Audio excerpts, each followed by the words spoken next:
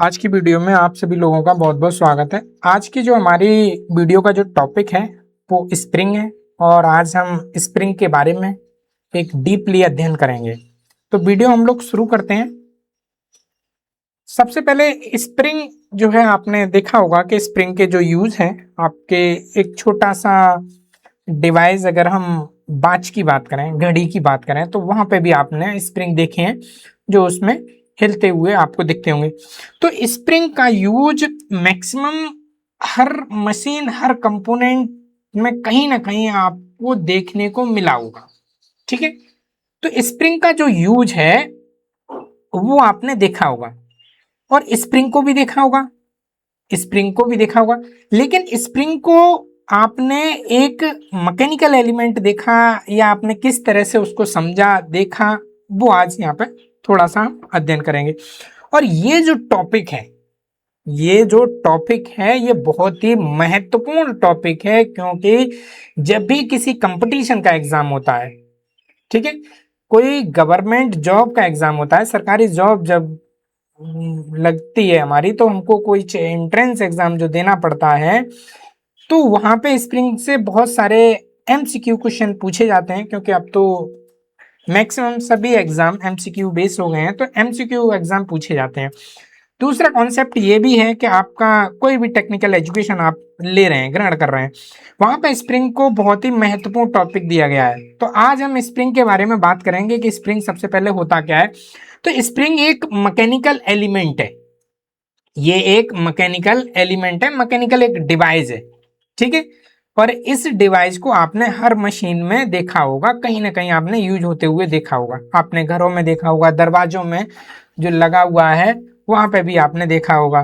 तो इस पे क्या हुआ है, लोड लगने पे इसमें डिफॉर्मेशन होता है, मतलब इसमें विकृति होती है, जैसा बनाया जाता है उसमें चेंजिंग आ जाता है। और जब लोड को हटाया जाता है, जब हम उसके ऊपर जो लोड लगाया होता है, अगर उस लोड को हटाएंगे तो वो क्या होगा, अपनी जैसी पहले की अवस्था थी, मूल अवस्था थी, उसमें वो वापस जाने की कोशिश करती है। क्लियर? तो ऐसी सिद्धांत पे हम लोग को मैकेनिकल जो एलिमेंट है स्प्रिंग, इस स्प्रिंग को हमने किसी खिड़की में, किसी गेट में लगाया, जिससे हमने उसको खोला तो स्प्रिंग में एक मैकेनिकल लोड लग गया और उसमें डिफॉर्मेशन आ गया, मतलब उसके जो शेप है उसमें, आकृति में, उसमें चेंजिंग आ गई।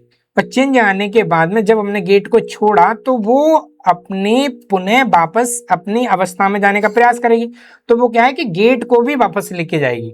ठीक है, तो इसको डिफॉर्मेशन कहते हैं, डिफॉर्मेशन, विकृति। ठीक है, लोड हटाने पे वो अपनी पुनः वापस स्थिति में पहुंच जाती है। क्लियर? स्प्रिंग मैकेनिकल एनर्जी को स्टोर करती हैं, आपने यहाँ पे देखा होगा एग्जांपल, जो मैकेनिकल एनर्जी को उसने स्टोर कर लिया और स्टोर करने के बाद में मैकेनिकल एनर्जी को फिर से रिलीज किया, और रिलीज करेगा तो क्या होगा कि वो अपना कार्य जो हमारे को करना है वो एडवांटेज हमारा हो जाएगा। मतलब स्प्रिंग मैकेनिकल एनर्जी को स्टोर करता है और आवश्यकता जब पड़ती है तो उस एनर्जी को फिर से वापस रिलीज कर देता है। तो ये प्रोसेस आपका स्प्रिंग का होता है। ठीक है, आपने यहाँ पे स्प्रिंग के चित्र देखिए कि आप इस तरह के भी स्प्रिंग होते हैं, इस तरह के भी स्प्रिंग होते हैं, इस टाइप के भी स्प्रिंग देखे होंगे आपने, ये टाइप के भी आपने देखे होंगे, गाड़ियों में देखे होंगे, है ना, बहुत सारे, ये साइकिल में आपने देखा होगा, बहुत जगह आपने स्प्रिंग को देखा होगा। तो स्प्रिंग इस तरह का कार्य करती है। सबसे जो इंपॉर्टेंट है वो मैकेनिकल लोड को डिफॉर्मेशन रूप में ग्रहण कर लेती है, तो उसकी जो शेप है, उसकी आकृति है, उसकी अवस्था है, उसमें चेंजिंग आ जाता है। जब चेंजिंग आ जाता है तो फिर उस मैकेनिकल एनर्जी को वो रिलीज करती है, और रिलीज करने पे क्या होता है कि उसकी जो पुनः, उसकी जो प्रारंभिक अवस्था थी, मूल अवस्था थी, उसमें वो वापस चली जाती है। तो ये हमारा स्प्रिंग का है। स्प्रिंग का अगर प्रिंसिपल की बात करें, देखिए वही सेम प्रिंसिपल है। ठीक है, स्प्रिंग क्या करती है मैकेनिकल प्रिंसिपल में, ये इलास्टिसिटी का, इस पे आधारित है पूरा। मतलब ये एक इस तरह से आप देख सकते हैं कि इसमें पूरा का पूरा इलास्टिसिटी प्रोसेस, प्रत्यास्थता को आपने देखा होगा, पढ़ा होगा, अगर नहीं है तो एक वीडियो बनाया है, उसको आप जाके चेक कर लीजिए, प्रत्यास्थता के नाम से आपको मिलेगा। ठीक है, तो प्रत्यास्थता में क्या होता है कि जिन मटेरियलों में अपनी जो अवस्था है वापस लाने की जो कैपेबिलिटी होती है, उनको हम प्रत्यास्थता का गुण पाया जाता है उन मटेरियलों में। ठीक है, तो ये इलास्टिसिटी या प्रत्यास्थता के गुण पर ही ये कार्य करती है स्प्रिंग, क्योंकि इसमें क्या होता है आप देख सकते हैं कि इसमें मटेरियल पे लोड लगाया जा रहा है, तो लोड अपना वापस जब हटाया जाएगा तो पुनः वापस अपनी स्थिति में पहुंच जाएगी। और ये गुण जो है जिन मटेरियलों में होता है वही हम स्प्रिंग बनाने में यूज करते हैं। तो इसका मतलब सिंपल सा ये हम कह सकते हैं कि हमारे को ये जो इसका स्प्रिंग का प्रिंसिपल है, स्प्रिंग का प्रिंसिपल है वो इसकी इलास्टिसिटी पे निर्भर करता है। मतलब मटेरियल में अगर इलास्टिसिटी का गुण अच्छा है तो वो एक गुण आपका स्प्रिंग के तौर पे कार्य करेगा, मतलब ठीक है। अगर उसमें नहीं है तो वो स्प्रिंग बनाने के यूज में हो ही नहीं सकता, उसका यूज नहीं किया जा सकता, ठीक है।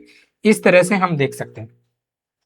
तो इसमें इलास्टिसिटी होती है, और इलास्टिसिटी जिन मटेरियलों में होता है, जिन पदार्थों में इलास्टिसिटी का प्रत्यास्थता का गुण पाया जाता है, उन पर कोई भी लोड लगाया जाए और लोड लगाने के बाद में अगर लोड को हटाया जाएगा तो पुनः वो अपनी अवस्था में पहुंच जाएंगी, मतलब प्रारंभिक अवस्था में वो पहुंच जाती हैं। ये प्रत्यास्थता का गुण होता है और यही स्प्रिंग का हमारा प्रिंसिपल कार्य करता है।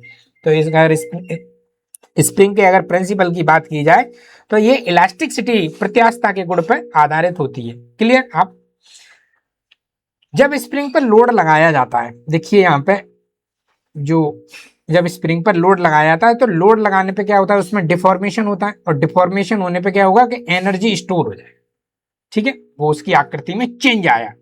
मान लीजिए ये मेरा एक स्प्रिंग था और ये मेरा स्प्रिंग था, ठीक है, ये मेरा स्प्रिंग था, ये दो मेरे हुक हैं, यहाँ पे मैंने लोड लगाया और यहाँ पे मैंने लोड लगाया, ठीक है। तो इसकी जो शेप है लंबाई में चेंजिंग आया और लंबाई इसमें डेल्टा एल बढ़ गई, ठीक है, इसको मान सकते हैं कि ये बढ़ जाती है, ठीक है। जब इस पे से मैं लोड को, अगर मैं लोड को हटा देता हूं, ठीक है, लोड हटाने पर ये पुनः अपनी प्रारंभिक अवस्था में पहुंच जाती है, ठीक है, जो प्रारंभिक अवस्था है उसमें पहुंच जाती है। तो ये पहुंच क्यों रही है? क्योंकि इस मटेरियल में इलास्टिसिटी का गुण पाया जाता है, प्रत्यास्थता का गुण पाया जाता है, इसीलिए ये मटेरियल अपनी पुनः अवस्था में पहुंच जाता है। अगर ये इसमें नहीं होगा तो इसको मान लीजिए मैंने इसको अगर लंबा किया, इस स्प्रिंग को मान लीजिए मैंने लंबा किया तो ये लंबा ही रह जाएगी, ठीक है, और ये फिर वापस नहीं आएगी, क्योंकि इस मटेरियल के अंदर इलास्टिसिटी का गुण नहीं पाया जाता है। सिंपल सी बात है, इलास्टिसिटी का गुण है ही नहीं, क्योंकि ये मटेरियल को हमने खींचा, वो खींचा रह गया, वो वापस गया ही नहीं, इसीलिए ये हुआ। तो इसमें क्या होता है कि लोड जब लगाया जाता है तो डिफॉर्मेशन होता है, और डिफॉर्मेशन में क्या होता है कि एनर्जी स्टोर होता है, और एनर्जी जब स्टोर हो जाता है तब इसमें हमको लोड हटाना होता है। तो फिर से क्या होगा कि एनर्जी जो स्टोर है वो ओरिजिनल शेप में वापस जाने की कोशिश करेगी और एनर्जी को रिलीज कर देगी, एनर्जी को रिलीज कर देगी। इस तरह के ये स्प्रिंग आपको यहाँ पे दिखाए गए हैं कि इस तरह का भी स्प्रिंग होता है, इस तरह का भी होता है, इस तरह के भी स्प्रिंग होते हैं। तो स्प्रिंग का जो प्रिंसिपल है मुख्यतः आपका इलास्टिसिटी प्रत्यास्थता का गुण पर निर्भर करती है, और इसमें मटेरियल जिनमें इलास्टिसिटी का गुण अधिक पाया जाएगा वो हमारे गुड स्प्रिंग बनने के मटेरियल रहेंगे। कौन से मटेरियल, जो मटेरियल में इलास्टिसिटी का गुण पाया जाता है उनसे हम अच्छा स्प्रिंग बना सकते हैं, अच्छा हम कार्य कर सकते हैं। क्लियर? अब स्प्रिंग के टाइप की अगर बात करें कि स्प्रिंग के टाइप, तो मैकेनिकल इंजीनियरिंग में स्प्रिंग के कई आधारों पर इनका क्लासिफिकेशन किया गया है, ठीक है। यहाँ पे भी देख सकते हैं हम, हेलिकल स्प्रिंग हो गया, कंप्रेसिव स्प्रिंग हो गया, एक्सटेंशन या फिर टेंशन स्प्रिंग हो गया, टोरिज्म स्प्रिंग हो गया, कॉनिकल स्प्रिंग हो गया, स्पाइरल स्प्रिंग हो गया, लीफ स्प्रिंग हो गया, डिक्स स्प्रिंग हो गया, और बेलेवल स्प्रिंग हो गया, और बोल्ट ट्यूब स्प्रिंग हो गया। तो ये स्प्रिंग के बहुत सारे टाइप हैं। क्लियर? अब हेलिकल अगर स्प्रिंग की हम बात करें कि हेलिकल स्प्रिंग होती क्या है, जो सबसे ज्यादा प्रचलन में आपने देखा होगा कि ये स्प्रिंग आप जैसा कि आपने चित्र में यहाँ पे देख रहे हैं, इन स्प्रिंग को हम हेलिकल स्प्रिंग कहा जाता है, ठीक है। जिस स्प्रिंग का बायर हेलिकल मतलब पेचदार आकार में कॉइल करके बनाया जाता है, कॉइल नुमा, जिस तरह से आप यहाँ पे देख रहे हैं चित्र में कॉइल नुमा बनाया जाता है उसे हेलिकल स्प्रिंग कहते हैं। देखिए जो स्प्रिंग का वायर है, ठीक है, सबसे पहले वायर में हमको क्या क्या क्वालिटी देखनी है, वो तो आपका इलास्टिसिटी हमको देखनी है, प्रत्यास्थता का गुण होना चाहिए। प्रत्यास्थता का गुण होने के बाद हेलिकल स्प्रिंग अगर बनाई जाएगी तो हेलिकल स्प्रिंग में एक वायर नुमा उसको पेचदार मतलब जिस तरह से सर्पिलाकार कॉइल बनाया जाएगा, ठीक है, अगर उसमें ये कॉइल टाइप का बनाया जाएगा तो वो स्प्रिंग हमारी हेलिकल स्प्रिंग बनेगी। और जिन स्प्रिंगों में इस टाइप का अगर बना हुआ है तो उन्हें हम हेलिकल स्प्रिंग कहेंगे, ठीक है। हेलिकल स्प्रिंग का सबसे अधिक उपयोग होने वाली ये स्प्रिंग है, ठीक है, हेलिकल स्प्रिंग सबसे अधिक उपयोग होने वाली स्प्रिंग है, ठीक है। इसमें भी टाइप है जैसे कंप्रेसिव हेलिकल स्प्रिंग, इनको कंप्रेस जहां पे लोड कंप्रेस करने के लिए लगाया जाता है वहां पे हम कर सकते हैं। जैसे आप टू व्हीलर बाइक में देख सकते हैं, टू व्हीलर बाइक में आगे की तरफ जो शॉक्स लगे हुए हैं, स्प्रिंग लगे हुए हैं, दो स्प्रिंग लगे हुए हैं आपके फ्रंट जो बाइक का व्हील है, टायर है, वहां पे लगे हुए हैं, ठीक है। वो दोनों कंप्रेस जब होंगे तो वो कंप्रेस हो जाते हैं, ठीक है, उसके ऊपर जब लोड लगता है तो कंप्रेस होते हैं, तो कंप्रेसिव हेलिकल स्प्रिंग होगा। टेंशन स्प्रिंग होगा जहां पे खिंचाव बल की जरूरत है, ठीक है, जैसे आप गेट में अगर स्प्रिंग लगा हुआ है तो वहां पे देख सकते, जहां पे घूर्णन लगा हुआ है, घुमाव लगा है, घूमने वाला लगा है, तो वहां पे टोरिज्म हेलिकल स्प्रिंग बोल सकते हैं। जिस तरह से आपने दुकान के, ठीक है, दुकान के जो शटर होते हैं वहां पे इस तरह के हेलिकल स्प्रिंग लगे होते हैं, ठीक है, घुमाव, जब इनको ऊपर करते हैं तो इसमें एक वो हो जाता है और नीचे करते हैं तो एनर्जी रिलीज हो जाती है, तो एनर्जी स्टोर होती है और एनर्जी रिलीज होती है। इस सिद्धांत पे ये लोग कार्य करते हैं। हेलिकल स्प्रिंग ये सिर्फ और सिर्फ आपकी इलास्टिसिटी पर और आपका जो एनर्जी है उसको स्टोर करना और रिलीज करना, सिंपल सा ये कॉन्सेप्ट इसमें रहता है, ठीक है। अब आ जाता है कंप्रेसिव स्प्रिंग, आपको जिस तरह से अभी बताया गया, आप यहाँ पे चित्र में देख सकते हैं कि ये आपकी स्प्रिंग लगी हुई है, ठीक है, ये स्प्रिंग लगी हुई है, ये आपका कंप्रेसिव स्प्रिंग कहलाया जाएगा। जब स्प्रिंग को एक्सल डायरेक्शन में, उसकी जो एक्सिस डायरेक्शन है उसकी डायरेक्शन में अगर कंप्रेसिव लोड लगाया जाता है तो स्प्रिंग की लेंथ क्या होती है, कम होती है, ठीक है। सिंपल सा है इसमें कि अगर हमारा स्प्रिंग है और स्प्रिंग की अगर एक्सल की डायरेक्शन में अगर कोई कंप्रेसिव लोड लगाया जाएगा और उस लोड से क्या होगा, स्प्रिंग की अगर लंबाई कम होती है तो उसे हम कंप्रेसिव स्प्रिंग बोला जाता है, ठीक है। तो ये कंप्रेसिव आपका स्प्रिंग कहलाया जाएगा। इसके अगर एग्जाम्पल उदाहरण को हम देखें कि कहाँ कहाँ हमको मिलेगा, तो व्हीकल के कंप्रेशन में मिलता है, सेफ्टी वॉल्व में मिलता है आपका, ठीक है, शॉक एब्जॉर्बर होते हैं वहां मिलता है, मशीन के कोई टूल्स हैं तो वहां पे भी मिलता है, इस तरह से आपको मिलता है। कंप्रेसिव स्प्रिंग सामान्यतः पुश लोड को उपयोग करती हैं, पुश लोड है उसका उपयोग करती हैं। जैसे आपने गेट खोला तो आपने पुश किया, उस लोड को वो एनर्जी को स्टोर कर लेंगे और धीरे धीरे रिलीज करेंगे, और जब रिलीज करती हुई जाएंगी तो हमारा ऑटोमेटिक डोर जो है क्लोज हो जाता है, ठीक है। तो जो कंप्रेसिव स्प्रिंग है सामान्यतः ये पुश लोड के लिए उपयोगी होते हैं, जब पुश करना है तो यहाँ पे भी आप देखिए कि ये ऊपर से लोड लगेगा, ये पुश करेगा इसको, ठीक है, ये पुश लोड को करेगा और यही लोड का हम लोग उपयोग करते हैं। नेक्स्ट है हमारा टेंशन स्प्रिंग। टेंशन स्प्रिंग में क्या होगा कि स्प्रिंग को खींचा जाएगा, ठीक है, स्प्रिंग को खींचा जाएगा और उसकी लंबाई बढ़ेगी, ठीक है, और जब वापस आने के लिए टेंशन लोड जब पैदा होगा, ठीक है, तो इसमें क्या होगा कि इसकी लंबाई बढ़ेगी और लंबाई बढ़ेगी तो इसमें जो लोड है, एनर्जी है, वो स्टोर हो जाएगा और इसको जब वापस, इसमें जो इलास्टिसिटी का जो गुण है वो इसको वापस लाने का प्रयास करेगा, ठीक है। तो टेंशन फोर्स जो है वो आपका रिलीज होगा, क्योंकि खिंचाव बल लगाया गया था, वो टेंशन रिलीज होगा तो ये हमारा कार्य हो जाएगा, ठीक है। यहाँ पे देखिए जब स्प्रिंग को खींचने पर उसकी लंबाई बढ़ती है, ठीक है, और वह वापस आने के लिए टेंशन फोर्स पैदा करती है, वापस आएगी क्योंकि यहाँ पे अगर लेंथ बढ़ेगी तो टेंशन फोर्स पैदा होगा, उसे टेंशन स्प्रिंग या एक्सटेंशन स्प्रिंग कहते हैं, है ना। इसके दोनों सिरों पर हुक बने होते हैं, ठीक है। ये हुक बने होंगे क्योंकि यहाँ पे लोड को टेंशन देना है, तो टेंशन देना है तो यहाँ पे हुक बनाए होते हैं क्योंकि ये टेंशन क्रिएट हो रहा है और ये हुक उसको लोड को आराम से होल्ड करे रहे, पकड़े रहे, इसीलिए इनमें हुक बनाया गया है। आप यहाँ पे देख सकते हैं ये हुक बनाया गया है, ठीक है। यहाँ पे अगर आपने लोड लगाया हुआ है तो लोड स्लिप ना हो जाए किसी तरह से। इसका उपयोग कहाँ कहाँ आपको देखने को मिल सकता है, आपके डोर मैकेनिज्म जो बनाए जाते हैं वहां पे भी देखने को मिल सकता है, ब्रेक मैकेनिज्म है वहां पे भी आपको देखने को मिल सकता है, गराज के कोई इक्विपमेंट है वहां पे भी आपको देखने को मिल सकता है, और कोई रिटर्न मैकेनिज्म बनाए जाते हैं वहां पे भी आपको देखने को मिल सकता है, क्योंकि रिटर्न मैकेनिज्म में आपको वापस तुरंत चाहिए रिटर्न मैकेनिज्म, है ना, तो वहां पे भी आपको ये देखने को मिल सकता है टेंशन स्प्रिंग। नेक्स्ट है आपका टॉरिजन स्प्रिंग। इसमें क्या होता है, जब स्प्रिंग को ट्विस्ट किया जाता है या रोटेट किया जाता है, ट्विस्ट करना है उसको घुमाना है, ठीक है। स्प्रिंग को जब ट्विस्ट किया जाएगा या रोटेट किया जाएगा तब क्या होगा, उसमें रिस्टोर हो जाएगा, क्या टॉर्क पैदा हो जाएगा, ठीक है। और टॉरिज्म ये स्प्रिंग कहलाया जाएगा। ये कुछ इस टाइप की आपको स्प्रिंग देखने को मिलती है, ये इस टाइप की आपको स्प्रिंग देखने को मिलती है। इसमें क्या है कि जब ये वाला स्प्रिंग है, इस स्प्रिंग को अगर घुमाया जाएगा, यहाँ पे घुमाया जाएगा तो इसमें टॉर्क उत्पन्न होगा और टॉर्क ये स्टोर कर लेंगे, और स्टोर करने के बाद जब इसको रिलीज करेंगे तो इससे काम हम लोग लेते हैं।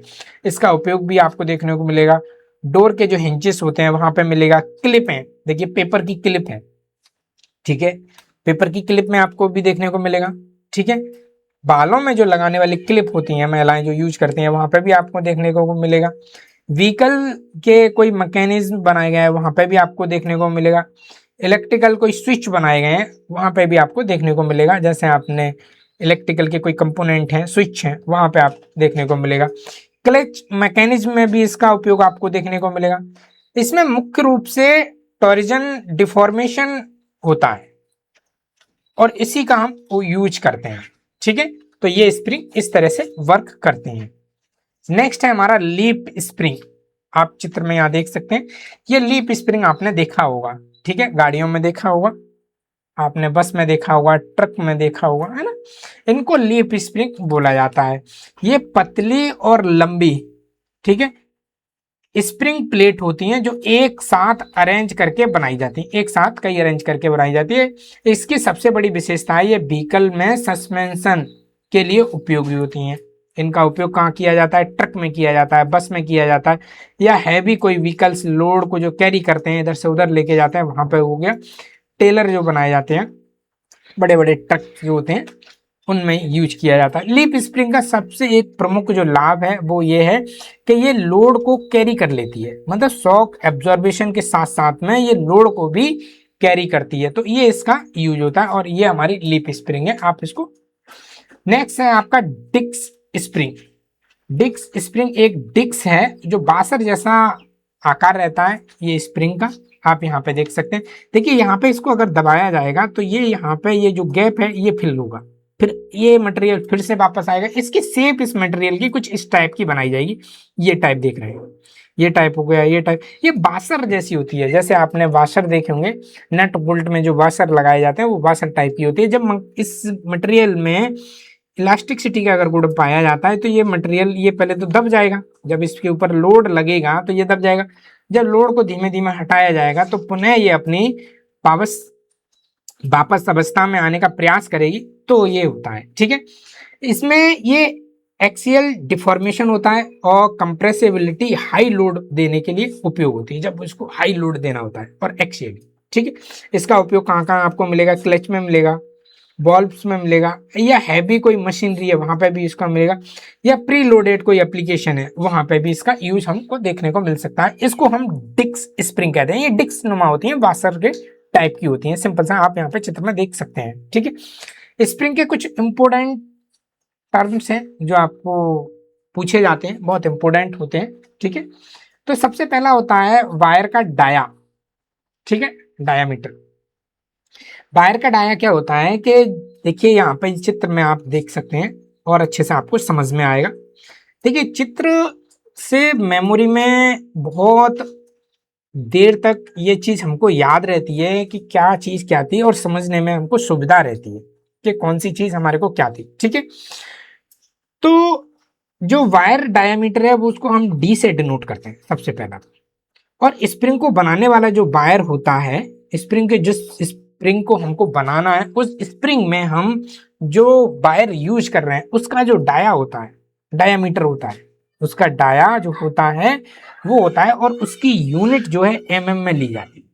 ठीक है, वो हमारा वायर डाया कहलाया जाता है। मान लीजिए मेरे पास में ये वायर है, ये स्प्रिंग जो बनाया है, इसका जो डाया है, ये डाया मुझे मापना है, यही मेरा वायर डाया मीटर कहलाएगा। ठीक है, तो ये कंडीशन आपको रखनी है, और ये इंपोर्टेंट बहुत ही टर्म्स हैं, ये इंजीनियरिंग के और स्प्रिंग के अंदर इंपोर्टेंट टर्म्स हैं जो आपको याद रखने हैं। पहला आपका वायर डायामीटर है, तो ये वो वायर का डायामीटर है जिसके द्वारा स्प्रिंग बनाई जानी है। ठीक है, जिसके द्वारा स्प्रिंग बनाई जानी है या फिर बनी हुई है। ठीक है, नेक्स्ट है आपका मेन कॉइल डायामीटर, इसको कैपिटल डी से डिनोट किया जाएगा। ठीक है, इसमें क्या होता है, स्प्रिंग जो कॉइल है उसके सेंटर लाइन का डायमीटर होता है। ठीक है, आप ये याद रखेंगे, सेंटर लाइन का यहाँ पे लिया गया है, सेंटर लाइन का आप यहाँ पे चित्र में आप देख सकते हैं कि इस तरह से, क्योंकि ये आपका मेन डाया है, मेन डाया है, तो मेन डाया को आप यहाँ के सेंटर पॉइंट से, यहाँ से देखिए ये जो डाया है आपका, यहाँ से यहाँ तक का ये डाया, इसके ये सेंटर पॉइंट से और इसके सेंटर पॉइंट से आपका, इन दोनों के सेंटर पॉइंट से आपको लिया गया है। ठीक है, तो ये आपका मेन डाया है, मतलब कॉइल के सेंटर लाइन का जो डायामीटर होता है वो आपका मेन कॉइल डायामीटर होता है, डायामीटर कहलाया जाता है। इसको हम एमएम में लिखते हैं। ठीक है, मेन कॉइल। अब इसमें सबसे इंपॉर्टेंट ये चीज है, देखिए आपने इनर ले लिया, ये आपने यहाँ से यहाँ तक इनर डाया ले लिया कि इनर डाया हमारा कितना है।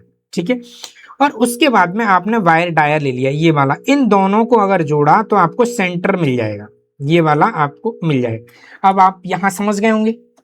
ठीक है, ये कैसे मिलेगा, देखिए यहां पे आपको इनर तो मिल गया, अब इसकी सेंटर लाइन चाहिए, तो ये मगर एक बार अगर ये जोड़ दिया जाएगा तो यहाँ पे आधा ये हो गया और आधा आपका इधर हो गया। ठीक है, आधा इधर हो गया और आधा आपका इधर हो गया। क्लियर, समझ रहे हैं, मतलब आपका इनर डाया तो आपने ले लिया, आपने जो इनर डाया है वो ले लिया, प्लस आपने आधा मुझे इधर का चाहिए आधा इधर का चाहिए, तभी तो ये सेंटर लाइन ली जाएगी, जो सेंटर मेरा पॉइंट जो आएगा यहां से सेंटर पॉइंट आएगा, तो आधा मुझे इधर लिया जाएगा आधा इधर लिया जाएगा।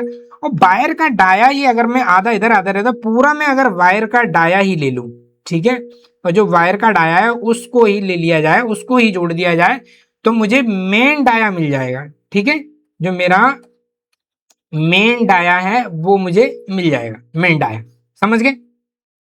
इस तरह से मेन डाया लिया जाता है, मतलब वायर का डाया मिल जाए और इनर डायामीटर मिल जाए और उन दोनों को अगर जोड़ दिया जाए तो मेन डाया मिल जाएगा। ठीक है, यहां पे देखिए न्यूमेरिकल जब क्वेश्चन हम सॉल्व करेंगे तो ये सारे टर्म्स आपको याद रखने हैं, और यहाँ पे जब न्यूमेरिकल पार्ट को हम क्लियर करेंगे तो ये सारे आपको ध्यान में रखने। देखिए वीडियो अगर आपको अच्छी लगी तो जरूर लाइक करें, चैनल पे अगर पहली बार हैं तो सब्सक्राइब कर लें, बेल आइकन भी दबा लें। ठीक, तो ये आपको ध्यान रखना है, ये आपको ध्यान रखना है, जो यहाँ पे दिया गया है इनर डाया प्लस वायर का डायामीटर दोनों को जोड़ने के बाद में मेन डायामीटर बनाया है, वो बना किस तरह से। क्लियर, नेक्स्ट है हमारा आउटर डायामीटर। ठीक है, जिसको हम डी स्मॉल ओ से डिनोट करते हैं। स्प्रिंग का बाहरी डायामीटर होता है ये, मतलब आउटर डाया होता है, ये स्प्रिंग का बाहरी डाया होता है। अब हमने इसको कैसे निकालना है, इसको देखिए डी ओ को आपने इस तरह से लिखा, आपने पहले तो आपने डायामीटर ले लिया, ठीक है, जो आपने कैपिटल, और उसके बाद में आपने डी आपने जोड़ दिया। ठीक है, तो इस तरह से आपका जो बाहर का डायामीटर है, आउटर डायामीटर है, वो आपका बोला जाएगा। मेन डाया तो आपका सेंटर लाइन का था, इनर डाया इनर था और आउटर डाया आपका आउटर था। ठीक है, तो देखिए इनर डाया में मैंने ये वाला लेंथ अगर जोड़ दूं और ये वाला लेंथ जोड़ दूं, ठीक है, तो ये आउटर मिल जाएगा, 2 मुझे करना पड़ेगा। और इसका अगर ये वाला सेंटर जो मेरा था, जो मेन डाया था, ठीक है, मेन डाया में अगर मैं इधर आधा और इधर आधा फिर से जोड़ दूं, मतलब वायर डाया ये जोड़ दूं, ठीक है, तो ये मेरा जो डी ओ निकलेगा, ये हमारा main dia plus wire dia, wire dia, ये मेरा आउटर डाया निकलेगा। ठीक है, आउटर डाया, ये मेरा आउटर डाया निकलेगा। ठीक है, इसको मैं मेन डाया को डी से और वायर डाया को मैं डी से, इससे डिनोट किया गया है। क्लियर, आप यहां पे समझ गए होंगे। ठीक है, तो ये इंपोर्टेंट टर्म्स हैं जिनको आपको याद रखना है। जब न्यूमेरिकल एग्जाम हम लोग करेंगे तो ये सारे के सारे आपको याद रखने होंगे कि आप जब ये कंफ्यूज ना हो कि ये कहां से आ गया, ये कैसे होता है, तो आप यहां से आप याद करते हुए चलें। ठीक है, देखिए वीडियो अगर पसंद आ रही है तो लाइक करें, और चैनल पर पहली बार है तो आप सब्सक्राइब कर लें, बेल आइकन दबा लें। ठीक है, नेक्स्ट है आपका इनर डायामीटर, इसको हम आईडी से डिनोट करते हैं। अब स्प्रिंग का अंदरूनी डायामीटर होता है, उसको आईडी से करते हैं। जो मेरा मेन डाया था उसमें से अगर मैंने वायर डाया घटा दिया, ठीक है, इनर डाया था, इनर डाया में से मैंने वायर डाया घटा दिया तो मेरे को निकल आया। सिंपल सा कह सकते हैं कि जो मेरा मेन डाया था, मेन डाया था उसमें से मैंने वायर का डाया घटा दिया है। ठीक है, वायर का डाया, तो ये मेरे को निकला। और मैंने मेन डाया को किससे लिखा था, डी से, और मैंने वायर डाया को डी से, और इन दोनों को अगर करूंगा तो मेरे को जो निकलेगा वो इनर डाया निकलेगा। ठीक है, इस तरह से देख सकते हैं, जहां पे डी मेरा मेन कॉइल डायामीटर है। नेक्स्ट आता है नंबर ऑफ कॉइल, जिसको हम एन से डिनोट करते हैं। देखिए यहाँ पे आपको ध्यान रखना है, जहां से आपको स्टार्ट पॉइंट करना है वहीं तक पूरा एक सर्किल लगा के यहां तक आपका, तब आपका एक चक्कर माना जाएगा। यहां से इस पॉइंट से लेके इस पॉइंट तक तब आपका दूसरा चक्कर माना जाएगा। यहां से आपका तीसरा चक्कर होगा, यहां से आपका चौथा चक्कर होगा, ये आपका पांचवा। तो ये कॉइल है, मतलब एक यहां से स्टार्टिंग पॉइंट से आपको यहां तक जब जाना है तो आपका एक माना जाएगा, एक आपका, मतलब स्प्रिंग में कुल कॉइल की संख्या को हम एन से डिनोट करते हैं, और इस तरह से मेजरमेंट करते हैं कि उसमें कॉइल कितनी है। नंबर ऑफ कॉइल्स हमको देखना है कि नंबर ऑफ कॉइल्स कितनी आ रही है। क्लियर, तो ये नंबर कॉल्स निकालने का है। नेक्स्ट है आपका पिच। देखिए जब आपका न्यूमेरिकल क्वेश्चन पूछा जाएगा या फिर एमसीक्यू क्वेश्चन जब आपसे लिए जाते हैं, तो एमसीक्यू क्वेश्चनों में भी ये सारी चीजें पूछी जाती हैं। एमसीक्यू क्वेश्चनों में इस तरह के फॉर्मूले दे दिए जाएंगे और पूछा जाएगा इनमें से कौन सा फॉर्मूला आपका सही है, इसमें से कौन सा फॉर्मूला सही है, तो आपको ये चीज याद रखनी है। ठीक है, अब आते हैं पिच। पिच को हम लोग पी से डिनोट करते हैं। एक कॉइल के करस्पॉन्डिंग पॉइंट के बीच एक्सली डिस्टेंस को, मतलब एक एक्सल डिस्टेंस में, उसको हम पिच कहते हैं। ठीक है, कंप्रेसिव लेंथ स्प्रिंग के लिए आपका क्या होगा, मतलब फ्री लेंथ आपको लेनी है और n-1 लेना है, ये आपका फॉर्मूला है। ठीक है, अब इसको आप यहां पे चित्र में समझने का प्रयास कीजिए। देखिए करस्पॉन्डिंग पॉइंट आपका, मान लीजिए ये वाला पॉइंट था, ये वाला पॉइंट था, इस पॉइंट से पूरा यहां से रोटेट होते हुए, यहां से रोटेट होते हुए, यहां से रोटेट होते हुए, यहां से, और यहां तक अगर आता है घूम के फिर से यहां तक, तो आपका ये वाला जो डिस्टेंस है, ठीक है, ये वाला डिस्टेंस, ये वाला पिच कहलाया जाएगा। लेकिन आपको यहाँ पे पहले ही बताया गया, ये हमारी जो स्प्रिंग है वो हमारी स्प्रिंग कंप्रेसिव स्प्रिंग है। ठीक है, ये आपको याद रखना है कि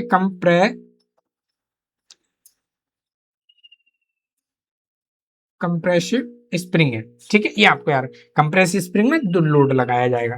क्लियर, तो यहां से पूरा एक सर्किल जो बना, और एक सर्किल में ये कितना डिस्टेंस कवर किया, ये डिस्टेंस है, ये डिस्टेंस आपको लेना है कि ये पिच कहलाया जाएगा। ठीक है, ये आपको पिच कहलाया, यहां से यहां तक का डिस्टेंस। ठीक है, इसको सेम टू सेम आप जो थर्ड के जो कॉन्सेप्ट थे उससे भी आप इसको समझ सकते हैं कि जो थर्ड वाले कॉन्सेप्ट थे वहां पे भी आप इसको रिलेट कर सकते हैं। ठीक है, तो यहां पे आप पिच इसको इस तरह से समझ सकते हैं। क्लियर, नेक्स्ट है आपका फ्री लेंथ। अब फ्री लेंथ का क्या मतलब है, जब स्प्रिंग पर कोई भी एक्सटर्नल लोड, बाहरी लोड नहीं लगाया जाता, तो स्प्रिंग की जो कुल लेंथ है वो आपकी फ्री लेंथ कहलाई जाएगी। ठीक है, फ्री लेंथ आपकी वो लंबाई कहलाई जाएगी जहां पे आपको किसी भी बाहरी लोड नहीं लगाया गया है और एग्जैक्ट स्प्रिंग की लेंथ है क्या, वो आपकी फ्री लेंथ कहलाई जाएगी। ठीक है, देखिए यहाँ पे आपका वायर डाया दिखाया गया है, ये वायर डाया है, ये आपकी पिच है, ये आपका इनसाइड डायामीटर है, ये आपका आउटसाइड डायामीटर है, और ये आपकी फ्री लेंथ है। ठीक है, ये सारे पॉइंट बहुत जरूरी हैं, ये बहुत जरूरी आपके टर्म्स हैं। ठीक है, आप इनको याद रखना है, क्योंकि न्यूमेरिकल एग्जाम या एमसीक्यू में ये सारी चीजें जरूर पूछी जाती हैं। ठीक है, क्वेश्चन नंबर आपका है फिर सॉलिड लेंथ। अब सॉलिड लेंथ क्या है? जब कंप्रेसिव स्प्रिंग पूरी तरह से कंप्रेस हो जाती है, कोई कंप्रेसिव स्प्रिंग है और उस पर हमने लोड लगाया और पूर्ण रूप से वो कंप्रेस हो गई। देखिए यहाँ पे ये आपकी फ्री लेंथ है। ठीक है, और यहाँ पे हमने कंप्रेसिव लोड लगाया, ऊपर से ये लोड लगाया और इधर डायरेक्शन से भी लोड लगाया और पूर्ण रूप से ये कंप्रेस हो गई। ठीक है, सभी कॉइलें आपस में टच करने लगी, तब उसकी जो लेंथ होगी वो आपकी सॉलिड लेंथ कहलाई जाएगी। कंप्रेसिव स्प्रिंग है और कंप्रेसिव स्प्रिंग पे आपका लोड लगाया जाएगा, दोनों साइड से लोड लगाया। ठीक है, ये आपका फोर्स और ये आपका फोर्स, दोनों फोर्स जब लगाए गए तो जो स्प्रिंग जो थी फुल, उसकी जो लेंथ थी, फ्री लेंथ थी, उस फ्री लेंथ में अब उसमें आपस में जो कॉइल हैं वो टच करने लग गई, और टच करने पे उसकी जो एग्जैक्ट जो लंबाई मिलेगी वो हमारी सॉलिड लेंथ कहलाई जाएगी। क्लियर? तो आज की वीडियो में इतना ही। आप सभी लोगों ने वीडियो को बहुत अच्छे से ध्यानपूर्वक देखा, इसके लिए आप लोगों का बहुत बहुत धन्यवाद।